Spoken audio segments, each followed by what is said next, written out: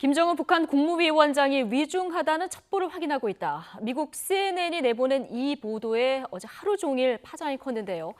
국내외 정보를 종합할 때 국제적인 오보 소동으로 일단락될 가능성도 있어 보입니다. 우리 정부는 어제 사실이 아니다 이런 입장을 냈고요. 이 김정은 위원장의 행방을 두고서 여전히 설들만 오가고 있는 상황입니다. 어디까지가 맞는 말인지 홍현익 세종연구소 수석 연구위원과 함께 이야기 나눠보겠습니다. 안녕하세요. 안녕하십니까? 예, 박사님, 어제 CNN 보도 이후 일파만파였습니다. 파장이. 네. 일본은 일단 CNN 전에 데일리 NK라는 그 북한 전문 매체에서 나왔었는데요. 네. 그 이후에도 여러 가지 보도들이 나오는데 일단 이 김정은 위중설 어느 정도 좀 저희가 믿어야 되는 겁니까?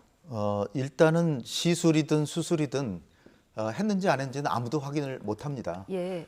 왜냐하면 그건 의사들만 아는데 아니면 김여정 정도는 알겠죠. 또 북한에서 확인해주지 않는 이상은 그렇죠. 예. 우리가 외부에서 알 수는 없고 단지 김정은이 지금 정상적인 건강 상태를 유지하고 있을 가능성은 크다.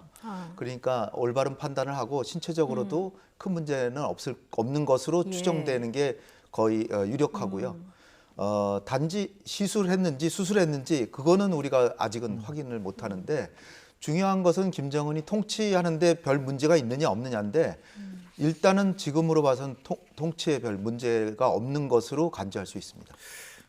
이 북한에 가장 영향력을 많이 행사하고 있는 또 중국 같은 경우 보면 지금 김 위원장이 현재 위독하지는 않은 것으로 추정된다 이렇게 네. 이야기를 했어요. 그래서 여러 가지 교차 검증을 해보면 네. 말씀하신 대로 그런 부분이 있을 것 같은데 그런데 또 CNN 외 다른 매체들도 조금 계속 후속 보도를 내고 있는 상황인데 미국만 좀 유독 이 위중 아니면은 중태 이런 표현을 좀 쓰고 있는 것 같아요. 왜 이런 일이? 미국의 언론이 대개 한국에서 보도가 나가거나 한국 전문가가 이렇게 얘기를 하면 그걸 가지고 자기들도 뉴스가 돼야 되니까 조금 이번에도 데일리 NK라고 하는 대북 전문 그 매체에서 굉장히 자세하게 이렇게 어떤 의사가 갔다 묘양산에 무슨 향산 진료소라고 고유 명사를 얘기하면서 굉장히 거기서 구체적이었습니다. 그러니까 그래야 그럴듯해 보이잖아요. 예. 근데 이런 거는 그럼 누가 주느냐? 우리 전문가보다도 대북 소식통이라고 하는 북한에서 핸드폰이 닿는 예. 그런 사람들이 계속해서 정보를 주면서 자기 벌이를 하는 분들도 있고 예. 물론 제가 그것도 약간 그분들을 매도해서려고 일부러 얘기하는 게 아니라 네네. 그분들이 이런 뉴스를 접할 수가 없는 거죠. 북한에 우리가 서울에 산다고 문재인 대통령의 건강을 다 알 수 있나요? 예. 그게 아니잖아요. 더군다나 북한에서 당의 고위 관료도 잘 모르는데 예. 김여정이나 조영원이나 당 조직지도부 부부장 이 정도 아주 최측근만 알 수 있는 사항을 함경북도에서 핸드폰으로 예. 서울에 통화했다고 그 사람이 김정은이 지금 어디가 아프고 어떤 의사가 와서 수술했다? 사실 믿기가 대단히 어렵고 그러니까, 과거에도 이런 예. 일들이 여러 번 있었습니다. 그러니까 북한 내부와 전화를 이렇게 수시로 연결하는 이 북한 소식통이라고 하는 사람들도 알 수 없는 정보다 이거는 전혀 알 수가 없죠. 전혀 알 수 없는 평양에 정보다. 사는 고위층도 알기가 어려운데 사실 옛날에 북한 관련 이런 북한 소식통발 뉴스를 보면 현송월 서영설도 있었는데 나중에 등장하지 않았습니다. 그렇죠. 이런 것들이 꽤 있어서요. 그러니까 김경희, 현성월, 최룡해 다 지금 죽어 있어야 되는 거죠. 예. 더군다나 제가 그 과거에 2014년 9월 달에서 10월 달까지 인천 아시안 게임 있었잖아요. 그때 예. 다 기억나실 거예요. 북한의 최고 대남 정책 3인방이 내려왔어요. 그때 김정은의 전용기를 타고 내려왔거든요.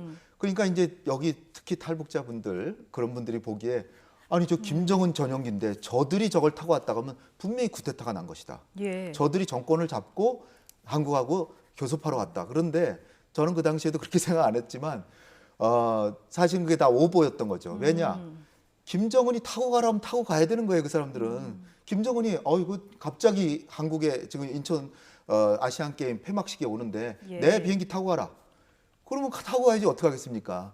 그러니까 그런 상황들을 저 전문가의 얘기보다는 대체적으로 탈북자분들이나 그냥 그 문외한들 이렇게 소식을 예. 듣고 근데 한국의 그 대북 매체들이 많고 한국에서는 또 북한 김정은에 대한 소식이라 그러면 무조건 탑으로 보도해 주거든요. 예. 그러니까 그런 수요가 이런 대북 소식통이라는 거가 맞닿아 가지고 이런 뉴스를 만드는데 미국에선 또 보도를 해놓고 그 소스가 뭐냐? 이번에는 이제 미국의 정보 당국자 관련자라고 했지만 상당한 경우에 한국의 전문가 이 얘기를 하는데 한국 전문가도 그냥 추정해서 얘기한 거를 갖다가 그렇군요. 그러면 우리하고 취재 소스가 비슷할 수도 있겠군요. 그렇죠. 예. 그러니까 사실은 우리 전문가가 그냥 생각하다가 태양절에 왜 저 자기 할아버지 생일인데 예. 그렇게 중요한 날에 왜 안 왔을까? 김정은 집권 이후 처음으로 안 나왔거든요. 그러니까요. 그렇다면 분명히 무슨 일이 있다. 그래가지고 이거는 심각한 사항이다. 그래서 여러 가지 정황들을 이제 맞춰봤는데 그걸 그냥 전문가가 얘기한 거예요. 예. 근데 한국의 대북 매체들이 많으니까 그걸 심각하게 보도를 해주고 거기에 그걸 가지고 미국에서 CNN에서 이렇게까지 보도가 나온 것이다. 저는 예. 그렇게 봅니다. 그럼 지금 들으면서 사실 궁금한 게 네. 대북 소식통은 어떤 그런 소문이 있어서 그런 얘기를 하는 건지 아니면 네. 본인이 어떤 목적을 가지고 살을 붙이는 건지 그것도 참 궁금하거든요. 북한에 굉장히 자주 드나드는 분이 저희 연구소에 와서 얘기를 하는데 대북 소식통이란 말 한 3분의 1만 들어라. 왜냐하면 그분들은 자기 생계를 위해서도 기사를 만들기도 한다. 네. 근데 상상력으로 해주고 예. 그리고 서울에 그거를 필요로 하는 사람이 구미에 맞는 뉴스를 만들어서 주기도 합니다. 그렇다면은 그걸 북한에서 나온 뉴스라고 다 믿어야 되느냐? 전혀 아닌 거죠. 예. 그렇다면 지금 우리 그 청와대 같은 경우는 김정은 위원장이 지방에 체류 중인 것으로 파악된다 이렇게 공식적으로 밝혔는데 이것도 궁금해요. 왜 그 모습을 드러내지 않는 건지 모습을 드러내면 모든 이런 논란이 해소가 될 텐데 김정은 위원장이 그러니까 한국이나 CNN에서 뉴스가 나왔다고 바로 나오면 굳이 나올 필요를 느끼지 않을 수도 있고요. 네. 혹시 약간의 몸이 불편할 수도 있고 예. 그런 상황들은 제가 구체적으로 말씀드릴 수는 없지만 지금 정부에서 통일부에서 특이사항 없다라고 얘기했는데 청와대에서 이례적으로 그 특이사항 없다는 걸 확인하면서 예. 더군다나 지금 이런 반 오버가 나온 이유가 묘양산에 있는 특각에서 머물면서 거기서 향산 진료소라고 하는 데서 평양에 김만유 병원의 담당외과 의사가 갔다 이런 얘기가 나오니까 예. 묘양산 쪽에 있는 것 같지가 않다. 원산에 있을 가능성이 더 크다. 아. 이런 얘기를 하면 그건 결정적이잖아요. 예. 그럼 이 뉴스 자체가 이게 틀린 거잖아요. 묘양산에 무슨 진료소에서 그 했다는데 따라서 이렇게 한 것은 어저께 사실 10시 반 정도에 한국의 예. 금융시장이 완전히 출렁였습니다. 그냥 10%가 그냥 막 내려 떨어지고 그다음에 외환 시세도 그냥 완전히 그 롤러코스터 장세를 탔는데 예. 이게 한국 경제에도 엄청난 영향을 미치고 그리고 더군다나 지금 지금 총선의 결과가 여당에 지금 유리하게 나와서 여당이 그동안 못했던 남북 관계 정상화를 재추진하려고 여러 가지 이제 생각을 하고 있는데 이게 이런 뉴스가 자꾸 나와서 터지면 남북 관계에도 영향을 미칠 수가 있습니다. 그리고 그래서 더군다나 이제 미국에서도 이제 얘기를 하는데 자세하게 얘기를 하지 않는 이유는 예. 자세하게 얘기하면 이게 북한에서 최고 존엄에 관한 사항인데 예. 그것을 아무래도 심각하다라고 했는데 그게 뭐 오보가 나오면 체면도 문제지만 북미 관계나 남북 관계도 안 좋을 수가 있어요. 그렇죠. 그러니까 굉장히 신중한 태도를 보이는 거고 예. 이례적으로 특이사항 없다. 아마도 강원도 원산에 있을 가능성이 크다라고 정도해서 이 뉴스를 긴급히 진압하는 것은 여러 가지 이유가 있었던 것이죠. 그래서 지금 약간 진압 쪽으로 방향이 틀리는 네. 돌아가는 이런 분위기. 그런데 박사님 하나 궁금한 게 이게 최고 존엄의 건강 문제잖아요. 네. 위중설까지 나왔는데 북한에서 뭐 이렇다 저렇다 말은 없어요. 네. 그게 2014년이죠. 14년에 김정은이 41일 동안 예. 안 나타난 적이 있습니다. 그때도 사실 최고인민회의를 9월에 했는데 거기 왜 안 나타났을까? 당시까지는 김정은이 최고인민회의를 자주 가던 때거든요. 근데 요번에 보도를 보면은 그 최고인민회의 안 나온 것도 왜 김정은이 이상하다는 거에 근거로 되고 있는데 네.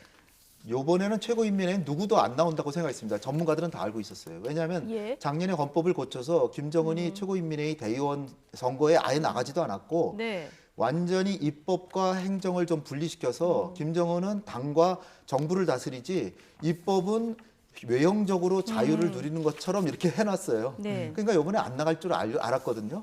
근데 이번에 4월 10일 날 한다는데 이틀을 연기했죠. 예. 그 연기한 이유도 뭐 지금 김정은이 이상설에 그것도 근거로 되는데 연기한 것도 사실은 지금 김정은은 당의 통치를 확고히 하기 위해서 당의 정치국에서 미리 사전에 사안을 검토해보고 예. 거기에 결정을 갖다가 최고인민회의 거수기 역할만 시킨 예. 거거든요. 왜냐면 이거는 별로 그 김정은 위원장이 나타나지 않은 것 때문에 건강이설까지 이어지는 거는 좀 무리가 있다. 그러니까 이런 근거들이 하나하나 별 예. 그 타당성이 적은 거죠. 알겠습니다. 홍현희 박사님 얘기하시는 동안 저희가 속보 한 가지 좀 전해드리고 다시 이어가겠습니다.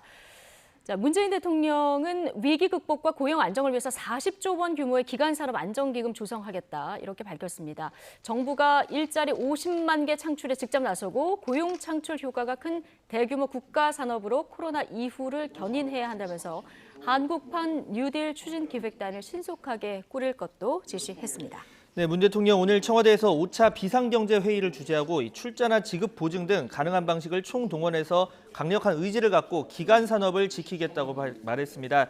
대신 이 지원받는 기업들에게는 고용 유지나 임직원 보수 제한 등 도덕적인 해이를 막는 조치를 취할 것이며 또 정상화 뒤에 이익을 국민과 어떻게 공유할지 이런 공유하는 방안도 추진하겠다고 밝혔습니다. 이와 함께 이 긴급 고용 안정 대책으로 10조 원을 별도로 투입해서 고용 유지 지원금 대상도 확대하고 또 프리랜서나 특수고용 노동자 등 이 사각지대에 있는 93만 명에게 3개월 동안 50만 원을 지급하기로 했습니다. 관련해서 추가로 들어오는 소식 이어서 잠시 뒤 전해드리겠습니다. 예.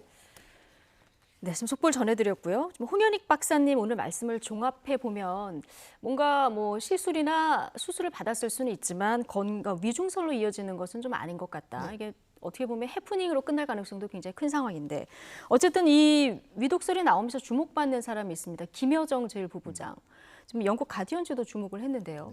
네. 예, 어떻게 보십니까?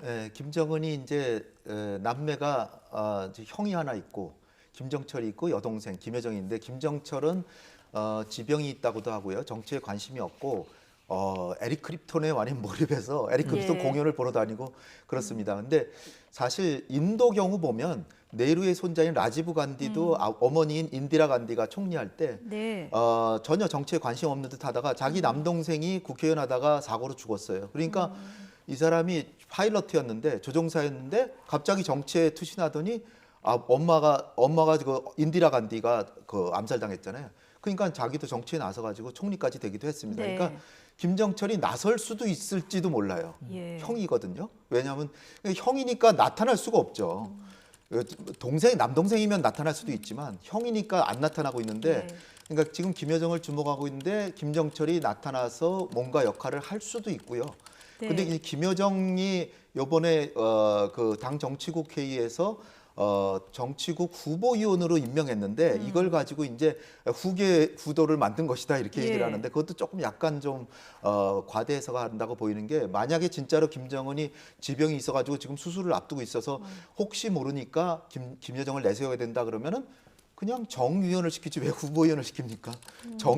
정위원만 하더라도 6-7명 그 이상인데 예. 정위원을 시켜놓지 왜 후보위원을 근데 이제 시키겠습니까? 백두혈통이라는 의미가 있으니까 김여정이 더 지금 주목받는 거 아닐까요? 그렇죠. 당연히 예. 저도 만약에 김정은이 유고 상태로 들어가면 예. 김여정이 제일 중요한 역할을 할 게 분명하고 이를테면 그 다음 주목되는 사람이 이제 리설주고 예. 그 다음에 최룡해. 최룡해는 이제 최현의 아들로서 빨치산 2세입니다. 그러니까 네. 당의 지분을 갖고 있는 사람이고 오일정이라고 오진우 아들도 있습니다. 빨치산 네. 후예들 이런 사람들이 집단적으로 나서서 또 고모인 김경희도 아직 살아 있잖아요.